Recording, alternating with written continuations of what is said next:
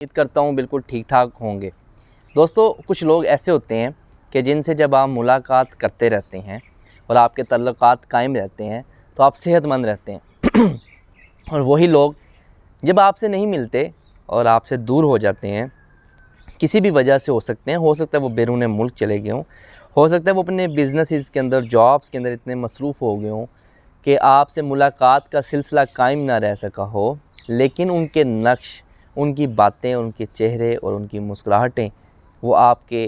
ذہن میں بس جاتی ہیں، اور دل میں تو آپ ان کو یاد ضرور کرتے ہیں لیکن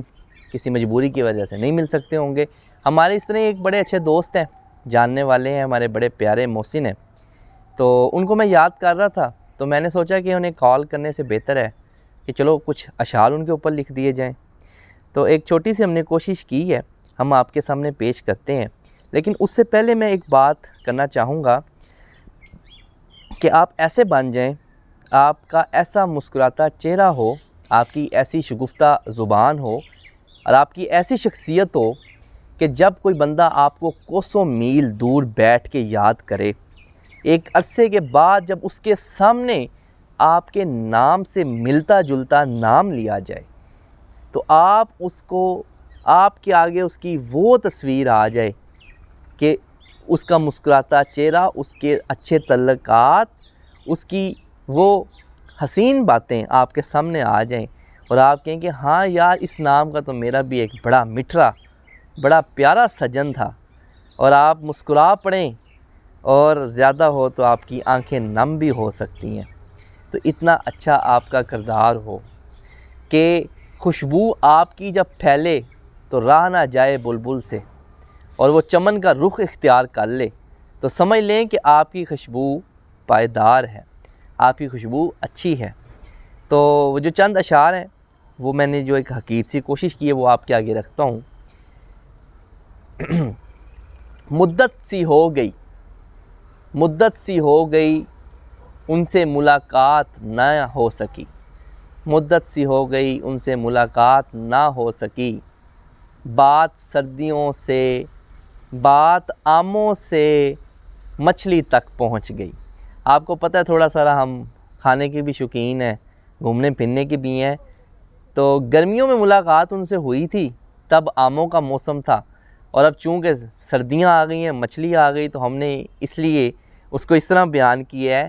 کہ آموں سے بات اب مچھلیوں تک پہنچ گئی۔ وہ مسکراتا چہرہ، وہ مسکراتا چہرہ اور گلابی ہونٹ جن کی ہمیں عادت سی ہو گئی، جن کی ہمیں عادت سی ہو گئی، اے میرے دوست اب تو اتنی مدت ہو گئی کہ بات سردیوں تک پہنچ گئی، اب تو مدت اتنی ہو گئی کہ بات سردیوں تک پہنچ گئی، اور تیرا عرفان ہے ایسا بے لوث جیسے نہریں جاری ہو گئی، تیرا عرفان ہے ایسا بے لوث کہ جیسے نہریں جاری ہو گئیں، گل وہ نہ ملے ہم سے، گل وہ نہ ملے ہم سے تو جیسے دل کی رونق ختم سی ہو گئی۔ یعنی کہ ایسے لوگ جن کا ملنا، جن کی ملاقات آپ کے لیے ایک رونق کا سما ہوتی ہے، اور جن کی ملاقات سے آپ شاد باد ہو جاتے ہیں،